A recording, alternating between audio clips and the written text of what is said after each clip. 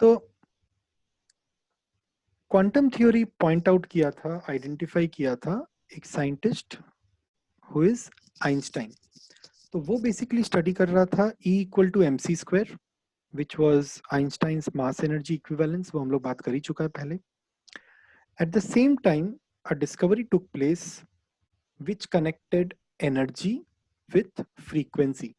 अभी याद है थोड़ा देर पहले गर्व पूछ रहा था, ये एग्जैक्टली वही वाला चीज है, E equal to h into mu. तो E मतलब हो गया एनर्जी, h हो गया प्लैंक्स कांस्टेंट और म्यू हो गया फ्रीक्वेंसी ऑफ अ लाइट। तो अगर एक लाइट का फ्रीक्वेंसी मुझे पता है, उसको हम प्लैंक्स कांस्टेंट से मल्टीप्लाई करेंगे, मुझे जो मिलेगा that is energy of the light. क्या यहाँ तक क्लियर है? प्लैंक्स कांस्टेंट का यहाँ पर क्या यूज है वो नहीं समझना है। देखो बेसिकली बड़ा सिंपल चीज है कि दे फाउंड आउट कि energy was directly proportional to frequency. Now energy by frequency का जब वो लोग रेशियो निकाला तो देखा हर बार it was coming out to be a fixed number and that number was Planck's constant. उसका वैल्यू है 6.6 into 10 to the power minus 27 अर्ग्स पर सेकेंड। फिर से बोलिए ना। जब एक लाइट का एनर्जी के संग उसका वो वैल्यू फ्रीक्वेंसी, प्लैंक्स कांस्टेंट का वैल्यू है।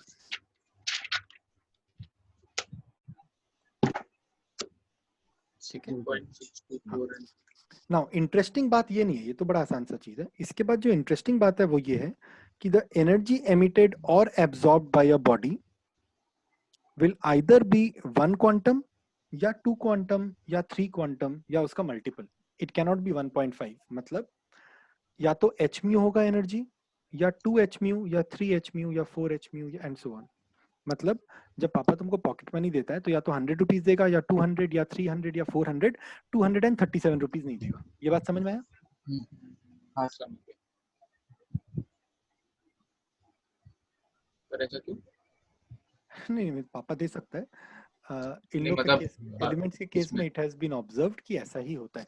मतलब एनर्जी बेसिकली जब ट्रांसमिट होता है एक जगह से दूसरा जगह, it is transmitted in terms of packets, and every packet contains equal unit of energy, and that energy का unit is h mu. So it is either 1 h mu या 2 h mu या 3 h mu. ठीक है?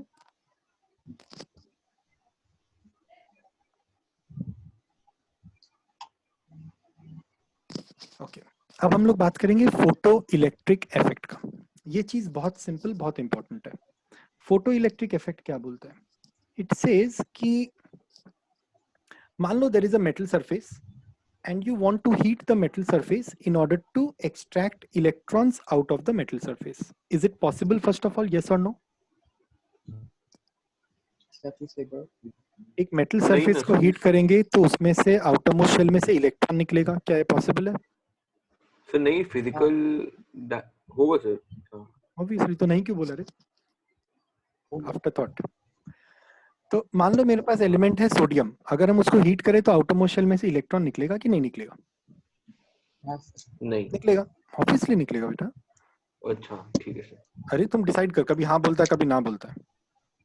अरे नहीं sir, हाँ निकलेगा। तो अगर हम लोग सोडियम को हीट करेंगे तो उसके आउटरमोस्ट शेल में से इलेक्ट्रॉन निकलेगा, डेफिनेटली निकलेगा। बट यहाँ पर एक इंपॉर्टेंट बात है। मान लो हम लोग सोडियम को 100 जूल्स ऑफ एनर्जी दिया, तो क्या वो संग संग एनर्जी देना शुरू कर देगा? 100 जूल्स ऑफ एनर्जी मान लो बहुत कम होता है, समझ लो बहुत कम होता है। तो अगर हम लोग 100 जूल्स ऑफ एनर्जी उसको दिए तो क्या वो इलेक्ट्रॉन्स देना शुरू कर देगा हाथों हाथ? नो। नहीं, उसको टाइम लगेगा। हाँ, उसको एक मिनिमम अमाउंट ऑफ एनर्जी लगेगा। Time is not important to metals. उसको एक मिनिमम अमाउंट ऑफ एनर्जी चाहिए, जो तुम देगा उसके बाद ही वो इलेक्ट्रॉन्स रिलीज करना शुरू करेगा। वो minimum amount of energy required to emit an electron from the outermost shell of a metal is called work function या फिर threshold energy। वर्क फंक्शन या फिर थ्रेशोल्ड एनर्जी। हम रिपीट करते हैं। The minimum amount of energy required to emit an electron from the outermost shell of a heavy metal on providing light energy to it or heat energy to it, that minimum energy is called work energy sorry work function या threshold energy. ठीक है, तो मान लो एक metal का threshold energy या threshold work function जिसको हम लोग बोलते हैं, it is known to be 500 joules, और तुम उस मेटल को 350 जूल्स ऑफ एनर्जी दिया, तो इलेक्ट्रॉन्स निकलेगा हाँ या ना? निकलेगा। एनर्जी उसमें से इलेक्ट्रॉन्स निकलेगा हाँ या ना? निकलेगा। नहीं, बात ध्यान से सुनो, उस एलिमेंट का वर्क फंक्शन या थ्रेशोल्ड एनर्जी इज 500 जूल्स, तुम दिया खाली 350 जूल्स है, तो क्या इलेक्ट्रॉन्स निकलेगा? नहीं निकलेगा। Very good. अगर तुम 500 जूल्स ऑफ एनर्जी दिया तो क्या इलेक्ट्रॉन्स निकलेगा? हाँ निकलेगा, बट निकल के ट्रैवल नहीं करेगा। हाँ राइट, तुम जितना एनर्जी चाहिए था निकलने के लिए उतना दे दिया तो इलेक्ट्रॉन्स निकल गया, बट इलेक्ट्रॉन्स के पास अब अपने पास सफिशिएंट एनर्जी नहीं है टू मूव या ट्रैवल। इलेक्ट्रॉन तो एनर्जी होगा तब, राइट, वो मेटल सरफेस से निकल के वहीं पे रुक जाएगा। थर्ड सिचुएशन, तुम उसको 700 जूल्स ऑफ एनर्जी दिया, तो क्या होगा? तो ट्रैवल निकलेगा और थोड़ा पहला बात तो वो ट्रैवल निकलेगा और 200 जूल्स ऑफ एनर्जी के संग ट्रैवल करेगा। क्या मेरा बात समझ में आया? तो हाँ। Kinetic energy of movement will be 200 joules. तो हम दोबारा बताते हैं, if we provide less energy than the work function of a metal, then electrons will not be emitted. If we provide energy which is equal to the work function of a metal, the electrons will be emitted, but they will not be able to travel out of the metal. Third, if we provide additional amount of energy than the work function, then electrons will be emitted. At the same time, they will travel out of the metal's outermost shell and move with the residual kinetic energy. So kinetic energy of the emitted electron is equal to energy provided minus work function. True or false? Clear हुआ? तो kinetic energy होगा जो energy हम लोग दिया minus work function. Sir एक question था। अरे बोलो बोलो। सर जैसे जब हम लोग बोले फॉर एग्जांपल आप बोले 500 जूल्स लगता है उसको निकलने में फॉर एग्जांपल, तो उसमें तो 500 जूल्स लग के वो निकल तो गया पर वही है वो, तो उसमें एट दैट मोमेंट उसमें कोई पोटेंशियल एनर्जी होता है क्या? Potential energy no, kinetic energy no, it is kind of floating in thin air. हाँ, नील। एक बॉडी अगर आउट ऑफ ग्रेविटी होगा तो जैसा फील करेगा वो वैसा फील करता है तब। समझ गया? तुम मान लो ग्रेविटेशनल फोर्स नहीं है और तुम हेलीकॉप्टर से उतरा तो उतर के बस हवा में फ्लोट करेगा, ना ऊपर जा पाएगा ना नीचे जा पाएगा। समझा? ना अगर हम लोग इनपुट एनर्जी का बात करें, जो एनर्जी दिया गया वो अगर h म्यू है और जो थ्रेशोल्ड फ्रीक्वेंसी है वो h म्यू नॉट है, मतलब म्यू नॉट मतलब ये वाला नॉट मतलब होता है जीरो, हाँ, म्यू के नीचे जीरो, तो इन दोनों को माइनस करने से मुझे क्या मिलेगा? The energy which is the kinetic energy of the electrons. कोई डाउट है यहाँ तक? हम वापस से बताते हैं। हम एनर्जी का वैल्यू क्या बोला था? E equal to H mu, yes और नो? वर्क फंक्शन क्या होगा? E equal to again H mu, but mu को हम अब की बार म्यू नॉट से रिप्रेजेंट करते हैं। ठीक है, ये E वर्क फंक्शन। तो what will be the kinetic energy of the electron? H mu minus H mu not, yes और नो? एच कॉमन ले लो तो mu minus mu not. Clear हुआ? क्रिश? हाँ सर, क्लियर हो गया। Now, laws of photoelectric effect. Photoelectric effect होता क्या है? पहला बात, फोटोइलेक्ट्रिक इफेक्ट होता है जब हम एक एलिमेंट को या एलिमेंट पे लाइट एनर्जी अप्लाई करें, तो due to the application of heat या लाइट एनर्जी उसका इलेक्ट्रॉन्स आउटरमोस्ट शेल में से मूव करना शुरू करेगा। तो that release of electrons from the outermost shell due to the application of light या heat energy is called photoelectric effect. अगर वो लाइट के चलते मूव करेगा तब फोटो इलेक्ट्रिक इफेक्ट बोलेंगे, अगर हीट के चलते मूव करेगा तो थर्मो इलेक्ट्रिक इफेक्ट बोलेंगे या थर्माइनिक एमिशन बोलेंगे उस केस में। बात समझ में आया? तो जब डेफिनेशन बोले थे वो फिर से बोलिए ना, लिख लेते हैं। फोटो इलेक्ट्रिक इफेक्ट का हाँ यहाँ पर है क्या, अपने मन से बोलो। नहीं प्रॉपर डेफिनेशन है, हम लिखवा दे रहे हैं, प्लस हम नोट दे देगा, इस सबका चिंता मत कर, बुक तो है ही, प्लस हम एक बहुत हाँ, अच्छा ठीक है। नोट्स देंगे इसके लिए, बहुत कॉन्क्रीट नोट्स देंगे। ठीक है। हाँ, ठीक है, तो what are the laws of photo electric effect? Number 1, the rate of emission of photo electrons, मतलब किस स्पीड में फोटो इलेक्ट्रॉन्स निकलेगा from a metal surface, is directly proportional to the intensity of light provided. ज्यादा ताकतवर light पहुंचाएंगे, ज्यादा intensity of light पहुंचाएंगे तो ज्यादा इलेक्ट्रॉन्स निकलेगा, very obvious. The maximum kinetic energy of photoelectrons is directly proportional to the frequency of incident light. Of course, जितना intensity का लाइट पहुंचाएगा, जितना ताकतवर लाइट पहुंचाएगा, जितना पावरफुल लाइट पहुंचाएगा, उतना ज्यादा स्पीड के संग इलेक्ट्रॉन्स बाहर निकलेगा, उतना ज्यादा उनका काइनेटिक एनर्जी होगा। There is no time lag between incidence of light and emission of photoelectrons. तुम लाइट डालते ही फोटो इलेक्ट्रॉन्स निकलना शुरू हो जाएगा instantly, but provided you have given sufficient work function. हम लोग जब रिमोट से टीवी को ऑन करते हैं तो as soon as you press the button TV start हो जाता है, राइट? हाँ, वो टीवी स्टार्ट, एलईडी का बात कर रहे हैं, वो एलईडी टीवी इतना जल्दी इसीलिए स्टार्ट होता है कि उसके पास वो वर्क फंक्शन मिलते ही, वो वर्क फंक्शन कम था और वर्क फंक्शन मिलते ही वो लाइट थ्रो करना शुरू कर देता है, एमिट करना शुरू कर देता है। ठीक है, द एमिशन ऑफ फोटो तो ये सेम इलेक्ट्रॉन, प्रिंसिपल पे काम करता है। हाँ, एलईडी लाइट ऑन करो घर में, स्विच ऑन करो, फटाक से जल जाएगा, क्यों? Same concept. ठीक है। ठीक है, तुम पुराना जमाना का बल्ब जलाओ तो देखना वो जलने में भी टाइम लेता है, बुझने के बाद भी काफी देर तक इल्यूमिनेटेड रहता है, वो लाइट देता है। वो हीट एनर्जी के तो बेसिस पहले पे चलता पूरा है। टंगस्टन हीट होता है, उसके Correct, बाद में correct, लाइट निकलती correct. वो रेजिस्टेंस के बेसिस पे होता है। For emission of photo electrons the frequency of incident light must be equal और greater than the threshold frequency.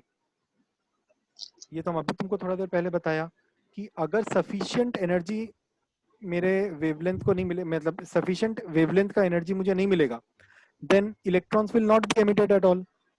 तो दो चीज समझो, अभी हम बताया था वर्क फंक्शन, मतलब जो एनर्जी था, थ्रेशोल्ड एनर्जी, तो threshold energy is the minimum energy required to emit electrons. उसी तरह threshold frequency is the minimum frequency of light that you throw on a metal surface, तब जाके तुमको इलेक्ट्रॉन मिलेगा, तो that is known as threshold frequency.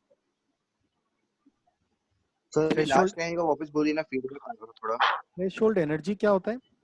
जब हम लोग एक मेटल सरफेस को सफिशिएंट एनर्जी देंगे तब वो इलेक्ट्रॉन्स रिटर्न करेगा, वो minimum energy is known as threshold energy. At the same time जब हम लोग उसको minimum wavelength, minimum frequency provide करेंगे लाइट एमिट करने के लिए, इलेक्ट्रॉन्स एमिट करने के लिए, वो मिनिमम फ्रीक्वेंसी जो हम लोग प्रोवाइड करेंगे that is known as threshold frequency. Sir दोनों साथ में प्रोवाइड करना पड़ता है कि कोई एक होने से भी हो प्रोवाइड जाएगा? करेगा तो दूसरा ऑटोमेटिकली आ जाएगा ना। अच्छा, ठीक है। अरे energy equal to H mu, हाँ, आया हाँ, ना? तो तुम थ्रेशोल्ड हाँ। फ्रीक्वेंसी जब प्रोवाइड करेगा तो उसको h से अच्छा, मल्टीप्लाई कर देना, वही तुम्हारा थ्रेशोल्ड एनर्जी है। हम दोनों अलग अलग क्यों अच्छा, बोला? ठीक है। क्योंकि दो अलग अलग अच्छा, टर्म है, सिंपल फ्रीक्वेंसी सा के हिसाब से वो एनर्जी आ जाए। बात। एकदम करेक्ट। तो एनर्जी ऑटोमेटिकली फ्रीक्वेंसी के संग डायरेक्टली कोरिलेटेड होता है, तुम जितना ज्यादा फ्रीक्वेंसी ऑफ लाइट देगा, एनर्जी देगा, उतना ज्यादा तुमको एनर्जी मिलेगा। ठीक है। तो तुमको जो मिनिमम एनर्जी देना पड़ेगा उसको बोलेंगे थ्रेशोल्ड एनर्जी या वर्क फंक्शन, तुमको जो मिनिमम फ्रीक्वेंसी ऑफ लाइट देना पड़ेगा उसको बोलेंगे थ्रेशोल्ड फ्रीक्वेंसी। फ्रीक्वेंसी। ठीक है, देखो ये वाला डायग्राम को देखो, यहाँ पर बोला है कि एक मिनिमम फ्रीक्वेंसी हम लोग को देना पड़ता है, जब तक तुम वो मिनिमम फ्रीक्वेंसी नहीं देगा इलेक्ट्रॉन्स नहीं निकलेगा। तो मिनिमम फ्रीक्वेंसी एक दिया, उसके बाद इलेक्ट्रॉन्स निकलना शुरू हुआ, जब वो इलेक्ट्रॉन्स निकला तो इट इज, देखो डायरेक्टली प्रोपोर्शनल, यहाँ पर जैसे जैसे फ्रीक्वेंसी बढ़ाया वैसे वैसे kinetic energy of photo electrons बढ़ा। ठीक है, अगर फ्रीक्वेंसी कांस्टेंट रहेगा तो देखो काइनेटिक एनर्जी भी कांस्टेंट रहेगा, ऑब्वियसली बात है ना। कुछ न्यूमेरिकल से, हाँ अब सबसे इंपॉर्टेंट पार्ट आज के क्लास का, बोर्स एटॉमिक मॉडल याद है लास्ट टाइम हम लोग किए थे रदरफोर्ड्स एटॉमिक मॉडल। रदरफोर्ड अपने मॉडल में क्या बोला था कि एक इलेक्ट्रॉन एक न्यूक्लियस के चारों तरफ घूमते रहेगा, रोटेट करते रहेगा, और उसका ड्रॉबैक्स में हम लोग पढ़े थे कि जब वो गोल गोल उसके चारों तरफ रोटेट करता है तो it is suppose to radiate out energy, but वो इस एनर्जी का कंजर्वेशन के बारे में कि एनर्जी क्यों नहीं वेस्ट हो रहा है वो कुछ एक्सप्लेनेशन नहीं कर पाया था, right. So that was his drawback. तो जो नया थ्योरी आएगा उसका पहला चैलेंज यही होगा कि एक्सप्लेन करो कि जब इलेक्ट्रॉन रोटेट कर रहा है around the nucleus, how is the atom stable, और वो एनर्जी रेडिएट आउट क्यों नहीं कर रहा है। क्या ये बात क्लियर है? अगर वो इतना बता दिया तो second model will be more successful than the first model. Basically first model का जो क्वेश्चन है वो सेकंड मॉडल में क्लियर होना चाहिए, नहीं तो सेकंड मॉडल का कोई जरूरत नहीं है हम लोग को। तो Bohr basically after a series of experiments found out that the atom has a nucleus जिसके अंदर में न्यूट्रॉन्स और protons are residing. The size of the nucleus is very small as compared to the atom as a whole। यहाँ तक तो पहले भी बोला गया था, कोई नया बात नहीं था। Next, the negatively charged electrons are revolving around the nucleus just like the planetary motion, and the force of attraction towards the nucleus मतलब centripetal force is equal to centrifugal force of its circular motion। तो अब थोड़ा सा नया चीज था कि जो सेंट्रीफ्यूगल फोर्स है मतलब बाहर जाने का जो उसका टेंडेंसी है, it is balanced by the अंदर आने का जो फोर्स है। तो दोनों इक्वल एंड ऑपोजिट था तो बैलेंस आउट हो गया। नाउ द क्वेश्चन इज कि अंदर आने वाला फोर्स किसके चलते अप्लाई हुआ? तो द आंसर वाज कि there is a positively charged proton and there is a negatively charged electron. तो इन दोनों के बीच में एक electrostatic force of attraction.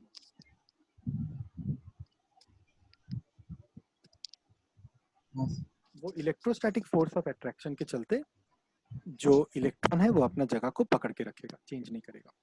Now further, one of the infinite number of possible circular orbits around the nucleus can revolve only on those orbits। मतलब there are specific orbits जहां पर एक इलेक्ट्रॉन रोटेट कर सकता है, उसके अलावा किसी ऑर्बिट में वो रोटेट नहीं कर पाएगा। जिस ऑर्बिट में वो रोटेट कर पाता है उस ऑर्बिट को हम लोग नाम दिए थे स्टेशनरी ऑर्बिट्स। अब इस चीज को थोड़ा डिटेल याद है, अभी थोड़ा देर पहले हम तुम लोग को बोला था there is a nucleus, there is shell 1, shell 2 and shell 3। Now पापा अगर 50 रुपया देंगे तो हम यहाँ पर रहेगा, अगर 500 रुपया देंगे तो इधर जाएगा, और 50,000 दे देंगे तो इधर चला जाएगा। यहाँ तक तो क्लियर है? Now did I tell you कि अगर 5 और 50 रुपया के बीच में देंगे तो तुम घूम के वापस अपनी जगह पर आ जाएगा। अगर 50 रुपया और 50,000 के बीच में देंगे तो तुम इसके बीच में वापस घूम के आ जाएगा, मतलब निकलने का कोशिश तो करेगा बट वापस घूम के अपने घर पे आ जाएगा। Because unless you get the next denomination there is no point of moving forward, वापस घर पे आ जाना बेटर है। तो basically what he is trying to say is कि शायद यहाँ पर और भी इनफाइनाइट नंबर ऑफ ऑर्बिट्स है। वो डिनाई नहीं कर रहा है कि यहाँ पे ऑर्बिट्स नहीं है, हो सकता है बहुत सारा ऑर्बिट्स है यहाँ पर, लेकिन इलेक्ट्रॉन उसी ऑर्बिट में मूव करेगा जहां पर वो एनर्जी लूज नहीं करता है, और उस ऑर्बिट को वो नाम दिया स्टेशनरी ऑर्बिट्स। ठीक है? क्या नहीं करता सर? एनर्जी रेडिएट नहीं करता है। मतलब इलेक्ट्रॉन जब ऑर्बिट में घूमेगा, हम लोग रदरफोर्ड एक्सपेरिमेंट में तो यही बताए थे ना कि वो एनर्जी रेडिएट आउट करेगा। अगर वो एनर्जी रेडिएट आउट करेगा तो वो मतलब वीकर फील करेगा और न्यूक्लियस के अंदर आके कोलैप्स कर जाएगा, nucleus will pull it inside. तो ये बोला, बोर बोला कि जब एक इलेक्ट्रॉन रोटेट कर रहा है in one of these stationary orbits, वो अंदर की तरफ जंप नहीं करेगा। लेकिन अगर एक electron is not able to rotate in these stationary orbits, तब वो कोलैप्स करके अंदर आ जाएगा। मेरा बात समझ में आया?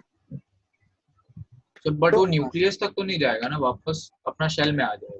अपना शेल में जाएगा। अगर फर्स्ट शेल में एनर्जी लूज किया तब कहाँ जाएगा ये बताओ? न्यूक्लियस में पहुंच जाएगा। तब न्यूक्लियस में जाएगा, राइट? तो सिचुएशन डिपेंडेंट है। नाउ अब वो फर्दर बोला कि अभी तक याद है रदरफोर्ड के टाइम पे कोई मैथमेटिकल फॉर्मुलेशन नहीं था, सब कहानी था। हाँ ये अपने कॉन्सेप्ट को मैथमेटिकली जस्टिफाई करने का कोशिश किया।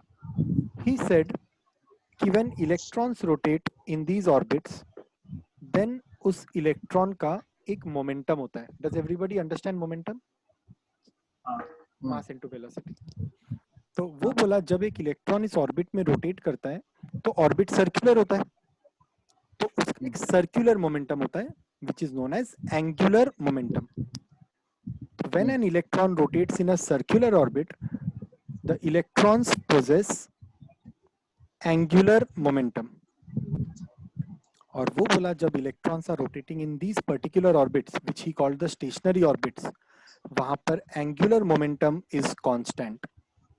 उसको वो बोला conservation of angular momentum. तो उससे पूछा गया कि ये एंगुलर मोमेंटम का वैल्यू क्या होता है। तो एक्सपेरिमेंटली ही फाउंड आउट कि एंगुलर मोमेंटम का वैल्यू होता है h/2 पाई। h क्या है? Planck's constant. Very good.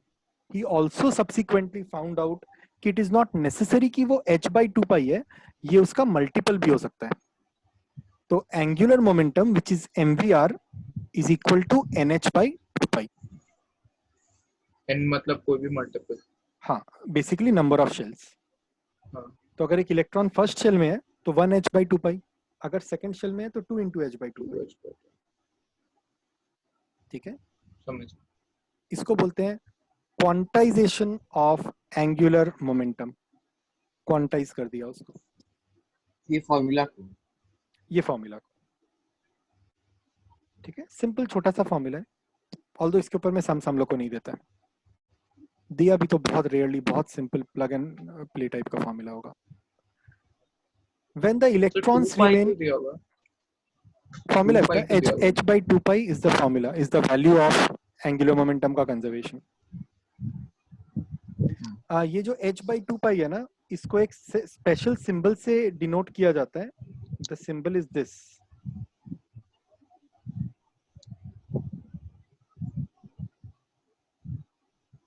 ऐसे, इसको h क्रॉस बोलते हैं, h क्रॉस, h बार भी बोलते हैं कभी कभी।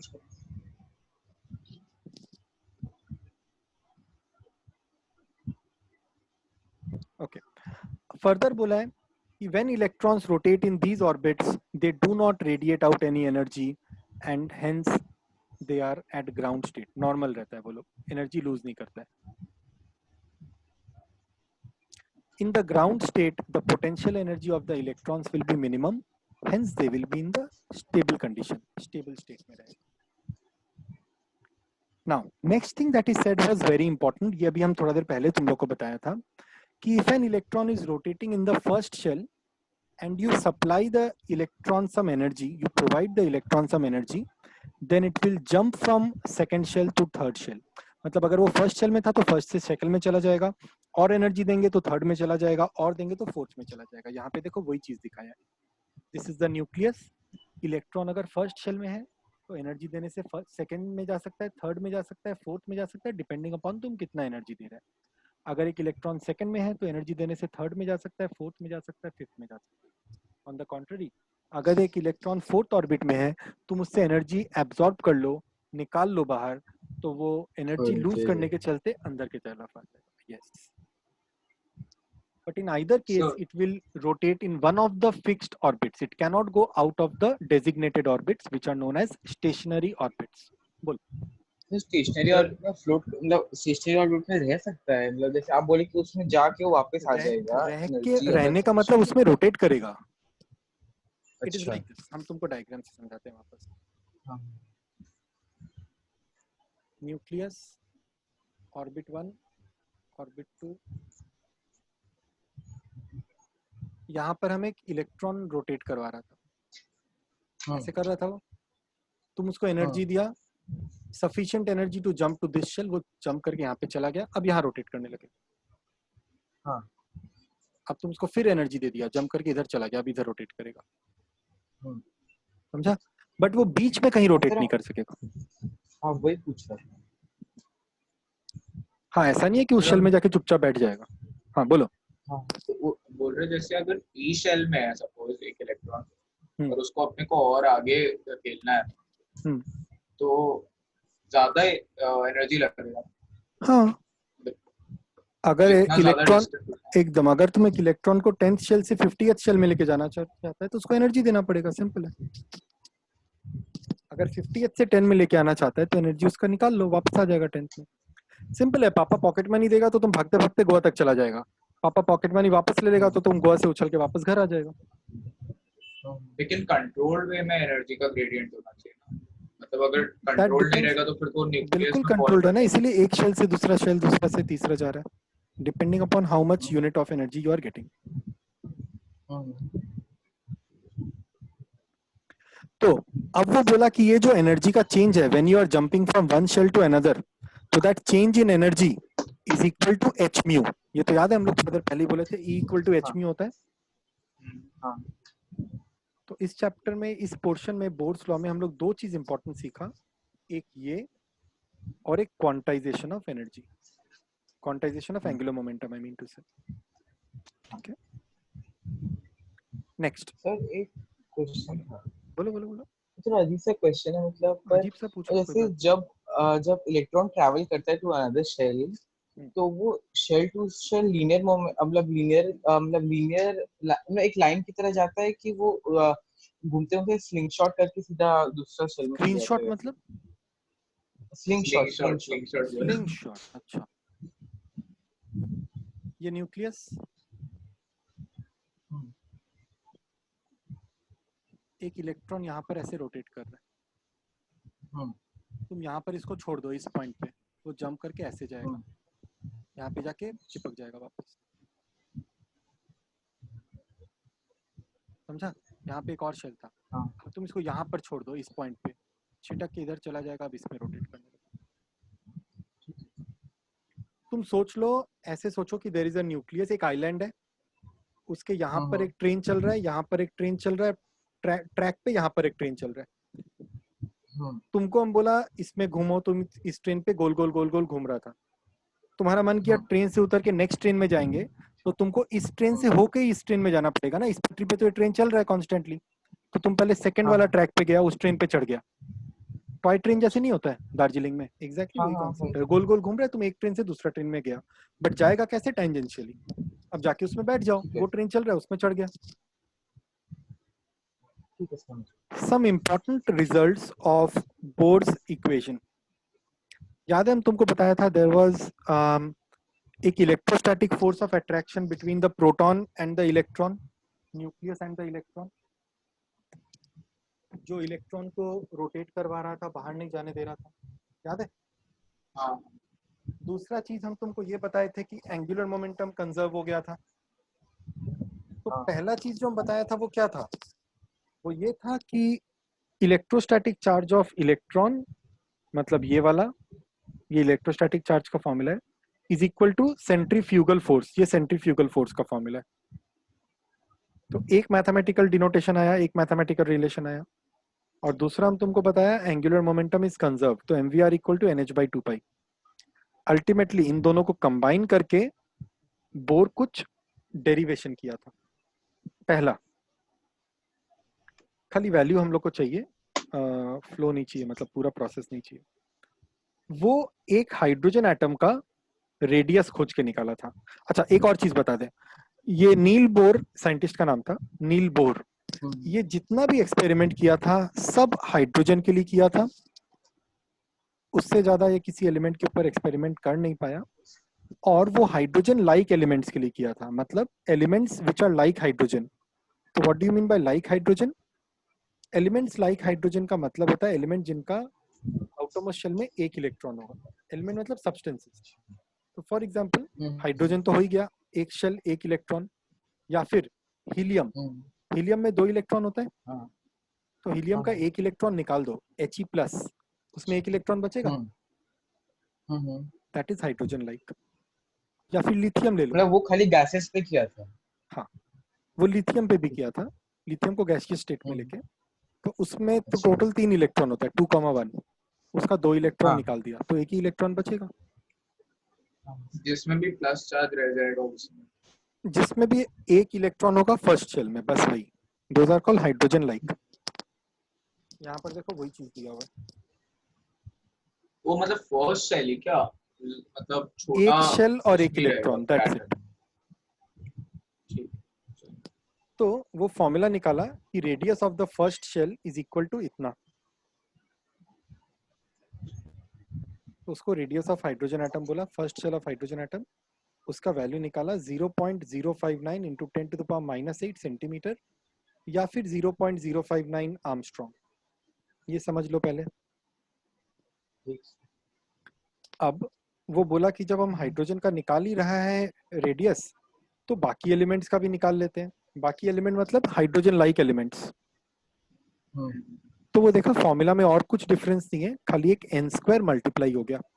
तो अगर हम लोग बात करेंगे हीलियम का, तो हीलियम का एटॉमिक नंबर क्या होता है 2, तो हीलियम का radius will be 2² into hydrogen का रेडियस। देखो ये हाइड्रोजन का रेडियस है, इंटू n² कर दो, तो हम लोग को मैथमेटिकली पता है या एक्चुअल वैल्यू पता है, this is the radius of hydrogen. तो what will be the radius of helium, 2² मतलब 4 into this. Very good. Angstrom. तो अगर हमसे पूछे what is the radius of sodium, तो तुम इसको क्या नंबर से मल्टीप्लाई करेगा? सोडियम का सोडियम का atomic number is 11। 11 square wrong, से मल्टीप्लाई करते हैं। ये सोडियम के लिए एप्लीकेबल ही नहीं है। एप्लीकेबल ही नहीं है। डिड आई टेल यू कि it is only applicable for hydrogen like element, sodium is not like hydrogen, तो उस केस में ये फॉर्मूला अप्लाई नहीं होगा। उसको बनाना पड़ेगा वैसे तभी होगा। हाँ वो बाद में बनाएंगे, अभी कोई जरूरत नहीं है हाँ। बनाने का। हम लोग के लिए इंपॉर्टेंट है कि जो एलिमेंट्स पता है उनका क्या होगा। सेकंड, जब एक इलेक्ट्रॉन एक ऑर्बिट में रोटेट करता है उसका तो एक वेलोसिटी होगा ना,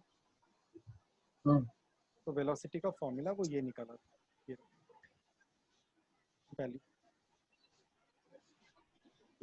और अगर वो हाइड्रोजन नहीं होके हाइड्रोजन लाइक हुआ तो इनटू एटॉमिक नंबर कर देंगे, नॉट उसका square, only atomic number. Similarly time period निकाला था ये वाला फॉर्मूला से, number of revolutions per second मतलब ऑसिलेशन।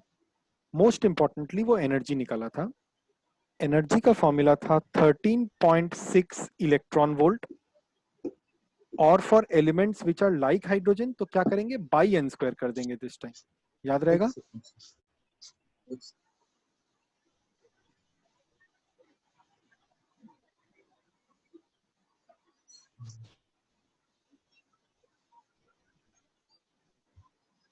तो एक बार वापस बोलिए ना पार्ट। हम बोला कि वो जब एनर्जी कैलकुलेट कर रहा था तो वो देखा energy of an electron in the first shell for hydrogen will be this much, -13.6 electron volt. लेकिन अगर वो हीलियम प्लस के लिए चेक करे तो आंसर आ जाएगा दिस डिवाइडेड बाय 2 का स्क्वायर। ये बात समझ में आई? मतलब सेम चीज बाई बस n² डिनोमिनेटर में आ जाए। एकदम कर। फाइनली वो निकाला था formula for frequency, wavelength, wave number, तो they were all connected. Basically energy निकाला, वेवलेंथ निकाला, वहां से फ्रीक्वेंसी निकाल दिया एंड सो ऑन, एक दूसरा को इंटर कन्वर्ट किया था। दिस इज नॉट फॉर्मूला पे बेस्ड क्वेश्चंस आता है। हाँ, इस पे आता है, हम लोग करेंगे डायरेक्टली सम्स करेंगे, चिंता मत करो। हाँ ठीक। बहुत सिंपल होता है इसका sums, a equal to b multiplied by c, b और c दे देगा, a निकालो, इतना ही होता है। कॉन्सेप्ट खाली समझ में आना चाहिए और दिमाग में बैठना चाहिए। ठीक है सर, लेकिन नंबर ऐसा है ना, उसको मल्टीप्लाई करने में टाइम लग जाएगा। अरे क्यों करना है, तुमको तो वैल्यू पता है पगला, तुमको तो बस खाली ये नंबर लेके काम करना है 13.6।